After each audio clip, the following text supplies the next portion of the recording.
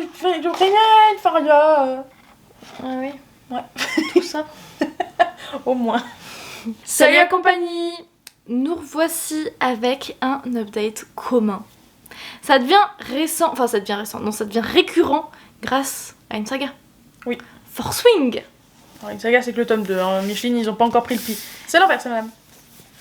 Je le montre sous toutes les coutures. Oui, c'est ça, c'était fait exprès, bien sûr. Bah oui, on vous a fait l'avis à deux pour le tome 1, donc il faut qu'on vous fasse le tome 2. Voilà, la jaquette sans la jaquette, comme ça vous avez tout. Waouh, qu'est-ce qu'elles sont intelligentes, ces nanas. Je sais. On la sent déjà survoltée, ça fait 2 minutes qu'on tourne. Ça fait plaisir, dit-elle, pense-t-elle, oui, si tu veux. et ça émane d'elle carrément. Oui, bien sûr. Voilà. Ça se sent là d'ailleurs. Ouais, je sens la vibe. Ouais. Vous allez avoir notre avis sur ce tome 2. Est-ce qu'on a autant aimé ou pas que le tome 1? Qu'est-ce qu'on a aimé? Qu'est-ce qu'on veut pour la suite? Est-ce qu'on a peur? Quand est-ce que sort le tome 3? Tout de suite, après la pub. Elle a sorti sa voix de... Non, mais c'est grave, hein, docteur. On fait pas de documentaire ici? Non. Animalier? T'es pas un Non. animal? T'es pas un éléphant? Ah ouais, un éléphant. Une grenouille, il paraît que c'était le truc le plus évident. Ils sont en voie de Mais disparition, les éléphants. Ah oui, donc elle veut me buter. Allez. Ce soir, dans le thriller des indélivrables, Un meurtre. un meurtre. Un soricide, si ça se dit, j'en sais rien. Bon, pourquoi pas sur Hein. les sidans, on peut se On va débrouiller. l'inventer, hein. Ouais, on peut, Ça se fait. On peut faire ça. Ouais, super. Bon, allez, c'est parti. Va faire au feeling. Na na na na na na na na na. D'habitude, c'est moi qui sais pas m'arrêter. Hein. Mais là, je crois que c'est toi qui est très Dissipé. dissipé, remonté comme un coucou, encore à moitié bourré de la veille, peut-être. Qui sait. Ah, c'était donc ça? Eh oui. Non, je me pas la gueule de bois en plus. En vrai, bah, j'ai dormi... En fait, le fait de dormir chez soi après une soirée, c'est tellement génial que j'ai dormi 10 heures. Ça va la vie. Ça va. Mais qui sont beaux. Waouh. Bon, et si on vous faisait un résumé pété, parce qu'on se doute que vous connaissez déjà le résumé, donc on va le faire en version pété. Ce qui était déjà très drôle parce que vous l'avez peut-être qu'on en a parlé, je sais pas, que c'est Clem qui a fait le montage dans le vlog de la soirée au zoo. Mais il y a eu des résumés pétés et on devait deviner le film, je sais plus si c'est des livres ou des films. On devait deviner le film et on a trouvé ça drôle parce que nous on fait souvent des résumés pétés. Voilà. Même si ça fait longtemps qu'on n'a pas fait une édition des résumés pétés, il faudrait peut-être qu'on y réfléchisse. C'est une bonne idée de vidéo, dites-nous si ça vous tente. Peut-être qu'on filmera ça la prochaine fois. Moi j'aime quand on a des idées de vidéos pendant qu'on tourne et pas avant pour préparer le tournage. C'est magnifiquement Toujours parfait. comme ça. Et du coup, ok. C'est une nana super frêle et vraiment faible. Oui. Qui rentre dans une école de meurtriers. Ouais. Tu peux aller dès que t'as une phrase. Hein. Ah oui, d'accord. C'est pas toi toute seule et moi je commente. Oh, ah non, flûte, non, je suis un peu déçue, c'est là. un peu chacune met sa pierre à l'édifice. Hein. Ouais, ok. Donc, Elle a des risques de crever à toutes les secondes, mais elle s'est dit, allez, pump it up, de toute façon, ma mère m'a poussé là. Hein. donc dans tous les cas, je vais crever. Oui, je sais que le moindre coup de vent me ferait tomber. Mais bon, pourquoi pas se dire, vas-y, je ride des dragons. Franchement, déjà quand je trébuche dans la rue, je manque de mourir, mais... vas-y. Elle se dit, j'ai au moins une chance de survivre si j'essaie de monter sur le dos du dragon. Bon, écoute, qu'elle essaye. Et donc elle rentre dans cette école de... Dragonnier. De Non, c'est pas comme ça fous, qu'ils moi s'appellent. j'avais envie de dire, de fou. Oui aussi, oui, bien sûr. Oui, des dragonniers. Et donc elle se fait des amis, des ennemis, et peut-être un amoureux. Qui torride. Et qui donne envie de gerber, mais ça c'est autre chose. Est-ce qu'on a quelque chose à vous dire de plus pour faire vraiment ce résumé? Non, mais je pense que vous l'avez entendu 10 000 fois, vous n'avez pas besoin d'entendre un vrai résumé. Et si vous en avez besoin, on vous dirige vers le premier update commun de Force Wing. Clémentine, on peut pas faire ça parce qu'on n'est pas sûr d'avoir fait le bon résumé. Non, mais je me dis qu'on l'aura mieux fait qu'ici de toute façon. Possiblement. Moi, je trouve que c'était drôle. Alors, première chose à dire. Donc bien sûr que c'était drôle. Bon, déjà, rétablissons les bonnes bases. Ce livre, cette lecture était absolument incroyable. Pour la décrire, j'ai écrit que c'était magistral. Et que j'ai réussi, grâce à ce tome, à dire la saga n'est pas finie, c'est pour le moment, mais je pense que c'est ma deuxième saga favorite au monde. Donc deuxième après Akotar et avant Le Sang et la Cendre. Oh. Voilà. Sachant qu'il y a des sagas qui sont trop vieilles, du coup que j'ai du mal à mettre dans ces tops. Genre Vampire Academy, Hunger Games, Shatter Me. Vu que je les ai lus il y a genre 10 ans, c'est un peu plus compliqué de les mettre dans mes tops. À la limite, là concrètement, c'est plus. On a dit quoi? Fourth Wing, t'as dit Akota. Bah, t'as qu'à dire c'est ton top romantasy. Voilà. C'est mon top romantasy. Parce que tous les autres trucs que t'as cités, c'en est pas, je crois. Bah, Vampire Academy. C'est pas plus de la fantasy que de la romantasy? Non. Non? Ok. Je sais pas, j'ai lu que le premier. Ça dépend à partir d'où, mais du coup, non. Shatter Me, c'est aussi de la romantasy. Enfin, c'est de la dystopie. Je l'aurais mis plus en dystopie tout court, moi, tu vois. Il a pas mal de romance quand même. Ouais, mais pas. Et après, le dernier, j'ai dit Hunger Games. Ouais, c'est de la vraie dystopie par contre, Hunger Games. Brefouille. Donc, Brefouille. top 2 pour ma part, Clémentine. Toi, est-ce que tu le... J'aime pas noter une saga avant d'avoir lu toute la saga parce que ça peut s'effondrer après, donc non. Bah, c'est pour ça que c'est pour le moment. C'est comme Le sang et la cendre, ça se trouve, ça va dégringoler aussi avec la suite, non? Oui, c'est pour ça que je préfère pas les classer. Je Je peux classer des sagas ou des one-shots. Ok. Terminé, du coup. Très bien. Alors, on va directement commencer par la fin, parce que tout est logique. Oui, de toute façon, si vous l'avez lu, vous avez envie qu'on commence par là. Si vous l'avez pas lu, vous avez entendu tout le monde passer par là. Donc on est désolé, on passe aussi par là. Voilà. Je me cite. Incroyable. 3 petits points. Cette fin. 3 petits points. Ça ressemble au schéma d'un autre livre que je surkiffe, mais je peux pas vous dire lequel, sinon c'est super spoilant. Mais j'espère que le dénouement sera le même. En tout cas. Et je me suis tellement sentie vide une fois que j'avais terminé le bouquin. Genre vraiment, bon déjà j'ai pas tout compris. Hein. À la fin je pense qu'il faudrait que je la relise. Oh, c'était le bordel la fin. Ouais, c'était le bordel. Il faudrait que je la relise à tête posée parce que j'en ai déjà discuté avec d'autres personnes. Et on était tous en mode t'as compris ça toi? Moi j'ai compris ça. Attends, t'as compris ça? Et chaque personne avait sa propre version de la fin. Voilà, c'était un peu le bordel. Non, la fin est pas la fin la plus limpide du monde. Non, je pense que c'est un peu brouillon. Je sais pas si c'est fait exprès ou pas, mais c'est brouillon. Bah, je pense que c'est potentiellement. Enfin, je sais pas si c'est réalisé et fait exprès, mais ça tombe bien si c'est pas fait exprès, dans le sens où, à mon avis, Violette, elle est tout aussi paumée que nous. Et comme c'est en intégralité, grosse majorité, je sais plus, du point de vue de Violette, bah voilà. Non, il y a le point de vue de Non, Xaden il y a régulièrement. le point de vue de Xaden. Ok. Mais ces moments-là, ils sont du point de vue de Violette quasiment tous, je crois. Ouais, il y a des trucs de Sur la Xaden. fin. Non, il y a un truc de Xaden. Justement, c'est comme ça la qu'on apprend des choses. toute fin, oui. Mais le reste, c'est du C'est point de comme vue ça de qu'on Violette. apprend des choses. Mais ouais, non, c'est... Cette fin... Parlons de cette fin. Mais sur le sujet de cette fin, moi je vais rebondir. Elle ne me fait ni chaud ni froid. Pardon? J'y crois pas 2 secondes. Pardon? Genre, il se passe un truc que je tairais. Je ne crois pas 2 secondes que l'autrice ait vraiment fait ça. Et que on va pas revenir en arrière d'une manière ou d'une autre. J'essaie de pas spoiler et en même temps d'en parler aux gens qui ont lu. Pour moi, clairement, ce qui est fait en fin de ce tome sera défait plus tard. Oui, mais si c'est défait sûr. 2 tomes plus tard, tu t'en fous quand même? Oui. Parce que wow. pour moi, il y a 0 incidence. Genre, on s'en fout. Ok. C'est un peu comme c'est... Enfin, c'est pas exactement pareil, mais pour donner une vibe à ceux qui auraient pas lu la fin, par exemple, c'est un peu comme les tomes de série qu'on lisait quand on était petit et qui n'avaient pas d'incidence les uns sur les autres. Alors oui, la fin, c'est théoriquement censé être un giga plot twist, cliffhanger, ce que vous voulez, et du coup, vous êtes censé être en mode, mais comment ils vont faire à partir de là? Moi, je suis vraiment en mode... l'autrice, dans 2 tomes, elle nous sort de derrière les fagots une solution miracle, parce que ça fait 2 tomes qui cherchent la solution, et ils vont finir par la trouver, et puis hop là! Tout est redevenu comme avant, tout va bien. Voilà. Oui, bah ça va certainement se passer comme ça, Inch'Allah, j'espère. Mais... Je souhaite. Mais c'est quand même un gros retournement de situation qui va être atroce pendant un très long moment, je pense. Donc moi j'étais quand même en mode oh ils ont pas fait ça et elle a pas fait ça, oh non, oh non. Enfin bref, moi ça m'a vraiment bouleversée. Et du coup suite à ça, moi j'ai mis que ça va être tellement dur d'attendre la suite. Ça fait déjà un moment que j'attends la suite vu que ça fait longtemps qu'on l'a lu. Je crois que la suite sort en janvier. En anglais, Micheline. Oui, et on attend une sortie. Bah on croise les doigts, on mondiale. prie tous les dieux possibles pour que ça sorte en simultané. Moi j'y crois. Je sais pas. Moi je pense que ça va sortir genre 1 ou 2 mois après. Mais Oh, c'est simultané, j'y rien, crois c'est pas. pareil alors. Ouais, alors oui et non. Alors déjà, toi tu l'as pas lu à la sortie, moi je l'ai lu à la sortie.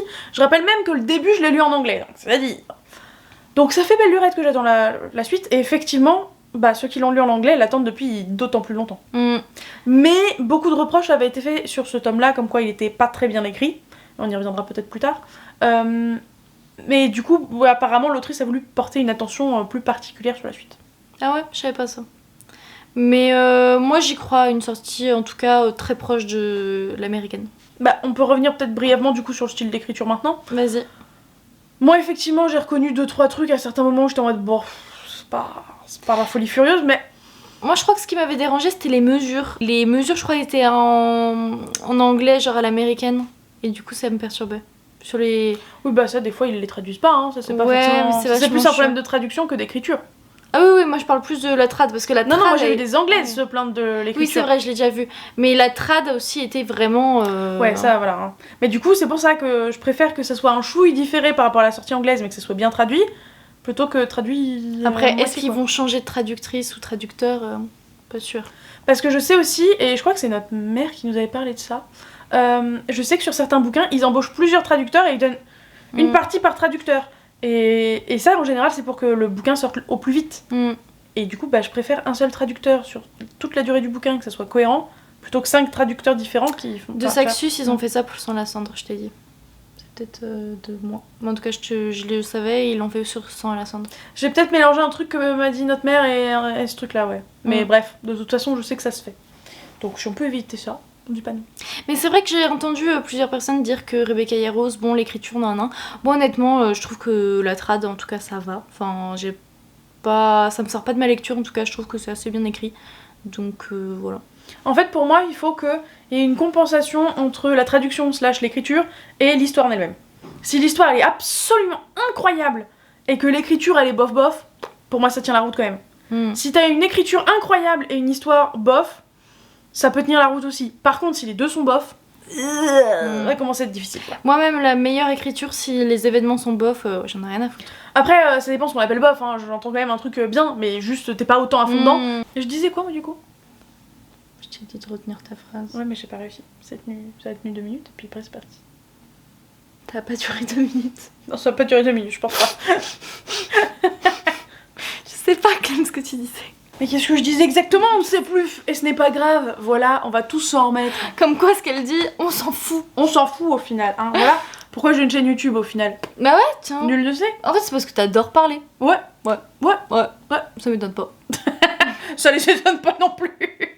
Moi, je vous le dis, Clem, même haute comme 3 pommes, elle est en mode... Et non, j'étais pas là. Mais j'ai des vidéos. Et on sait. Il y a des preuves. On sait parce que régulièrement nos parents ils en parlent et c'est très drôle. Elle faisait le tour de la table. Bref, toujours un truc à dire avec moi. Mais retenir ce que je veux dire, ça c'est... C'est parce que C'est inintéressant. là-dedans, il y a des singes avec les maracas. Bum, bum. C'est des cymbales, mais c'est pas grave. Parce que les maracas, c'est comme ça. Bon, après cette interlude musique, je disais, résumé, que si l'écriture était excellente et que l'histoire était vue et revue, par exemple, ça passait quand même. Voilà. Et après, on parlait du différents types de traducteurs, blabla. Non, ça c'était avant, mais peu importe, on avait fini sur le sujet. Très bien, nouveau sujet. J'ai aimé... Ah, j'ai pas envie de spoiler. Il y a des problématiques de couple qui sont abordées, notamment la jalousie, l'insécurité vis-à-vis de la jalousie et tout ça. Et j'ai l'impression... Les ex. J'ai l'impression que ça rend le couple d'autant plus réaliste parce que c'est pas si fréquent de voir dans de la romance ou peu importe la jalousie au sein du couple principal. De manière raisonnablement saine, précisons. Parce qu'il y a quand même des trucs de jalousie ultime de t'as vu ton ex, je te quitte juste pour ça ou ce genre de trucs. Pas dans les persos principaux, je trouve. Ou alors c'est avec un misunderstanding où elle pense qu'ils ont couché ensemble. C'est ça, voilà. moi, je disais ça. Bah oui, mais là dans ce cas-là, si elle les trouve tout nus l'un à côté de l'autre, souvent c'est un truc comme ça, c'est pas démesuré, c'est juste que c'est un malentendu. Ouais. Non, moi je trouve mon ex qui sort de la douche avec la meuf. C'est chelou, effectivement. Mais peut-être que c'était pour la réchauffer, elle avait froid. Tu sais pas. Oui, c'était de bon cœur. Et bon cul aussi. Allez, on passe à la suite. Bref, donc non, mais ouais, c'est vrai. je trouve qu'il y a des thématiques super intéressantes qui sont abordées. Parce que c'est dur sans spoiler de parler d'un tome 2. Mais bref, du coup, il y a peut-être un couple. Peut-être. Et du coup, on aborde tout ça. Et vraiment, je trouvais que ça avait un côté un peu original. Et que, je sais pas, j'ai bien aimé. Non, mais je En pense fait, que ça rend réaliste le truc. on a bien compris, Micheline. Je pense qu'en règle générale, de toute façon, c'est un combo que j'aime beaucoup entre réalisme des relations. Pas forcément que les couples, hein. Quand ils pensent à les amitiés et tout, je trouve ça réaliste. Genre, je t'aime, t'es ma pote, mais en même temps, je te dis pas tout parce que tu serais un peu dans la merde, mais en même temps, j'ai envie de te dire très très fort et du coup, je sais pas comment je vais te le dire parce qu'il faut que je te le dise quand même. C'est exactement ce qui se passe. Oui, tout à fait. Et en même temps, j'ai rien spoilé. Et bref, donc il y a les relations amicales, les relations amoureuses, et tout ça est toujours très sain.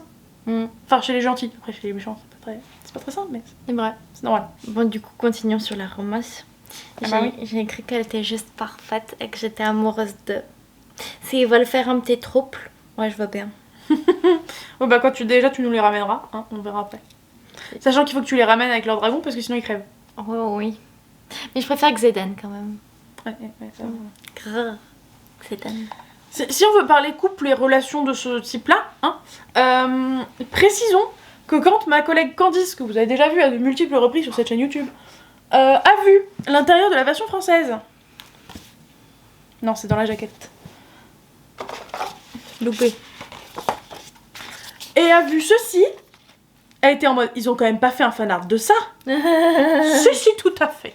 Ensuite, bon, il y a le trope miscommunication, mais pas au sens littéral. C'est pas un vrai quiproquo et j'ai trouvé ça cool. Oh, mais enfin, si on avait pu l'éviter, j'aurais pas dit non. Mais pour moi, ça rendait d'autant plus le couple réaliste. Oui, c'est sûr. Donc, mais en même temps, on voit gros comme une maison ce qui se passe en vrai, et du coup, c'est un peu chiant. Parce qu'il y a une espèce de. Pas de mystère, mais un peu en mode. Je sais pas comment dire. En gros, on a très bien compris quelles étaient les intentions des uns et des autres, mais ils ont pas agi en fonction de leurs intentions, enfin, c'est un peu chelou. Tu sais, enfin, c'est pas aussi drama et aussi relou que quand t'as la meuf ou le mec qui dit non, mais faut qu'on se sépare vraiment, c'est plus possible entre nous, alors que c'est pour juste protéger l'autre personne. C'est un peu du même acabit, mais en mode un peu moins drama, et du coup, on comprend très bien les intentions de l'autre personne derrière, mais on est en mode tu t'y prends comme un manche. Voilà, arrête, c'est de la connerie. Ah oui, rien à voir. Je voulais dire que y avait plein de rebondissements et de retournements de situation et il y avait des trucs que j'avais pas vus. Et ça m'a fait rire parce que j'ai vu des interviews de l'autrice. D'ailleurs, on n'a même pas dit c'est Rebecca Yarros chez Hugo Roman, collection Roman. C'est tellement évident que c'est même pas la peine de... Non. Mais j'ai vu Rebecca Yarros dans une interview qui disait que il y avait un truc que pour elle, elle avait donné l'information qui était évident et elle s'est rendue compte que personne n'avait capté. Et du coup, elle était un peu en mode bon, bah, du coup, je vous dis pas, vous verrez dans la suite. J'ai vu des théories, mais je les ai vues il y a trop longtemps donc j'ai pas. Ouais, moi non plus, je me souviens plus du coup de ces théories donc j'ai pas la réponse non plus. Mais voilà, je trouvais ça intéressant à le dire. Par contre, très régulièrement, avec Candice ou sur les réseaux, je vois passer des théories. Oui. À propos soit de la suite, soit des personnages, soit d'une certaine Andarna, dont je dis pas qui c'est, je dis pas ce qu'elle fait, voilà, mais il y a pas de théorie dessus. Beaucoup de théories sur le fait qu'en gros, avant chaque chapitre, t'as un extrait d'une conversation ou de quelque chose, et j'ai vu plein de théories sur ça. Oui, aussi. Mais on va pas vous les dire là, parce que même si, en soi, ça reste des théories, c'est peut-être pas vrai, je sais pertinemment, pour regarder les épisodes de Détective Conan avec mon mec, qu'une fois qu'on te dit la solution, même si c'est sous le format de la théorie, tu peux pas t'empêcher de la voir. Et une fois que t'as la solution, non seulement tu ne vois que ça, mais en plus tu te rends compte à quel point c'est la seule solution possible en fait. Et chaque petit truc que tu relèves qui est un peu suspicieux, tu fais ah oui parce que... Alors que peut-être pas. Bah en l'occurrence avec mon mec sur Détective Conan si. Et du coup maintenant, on n'a pas encore réussi à le faire, mais d'un commun accord, on va faire pause à chaque fois avant les révélations finales pour donner chacun sa théorie. Comme ça on se flingue pas le reste de l'épisode. Très bien. Voilà. On va mener l'enquête. Le début, comme disait Laurine, j'y reviens un peu, était un peu pénible à cause du miscommunication, qui en est pas vraiment un, mais blablabla. Moi, Violette m'a un peu exaspérée surtout. Ça, tu vois, je me rappelle pas trop. Parce que moi, du coup, comme on le disait, je l'ai lu à la sortie. Donc on se rappelait plus si c'était mars ou avril la sortie, mais en tout cas, c'est le premier trimestre.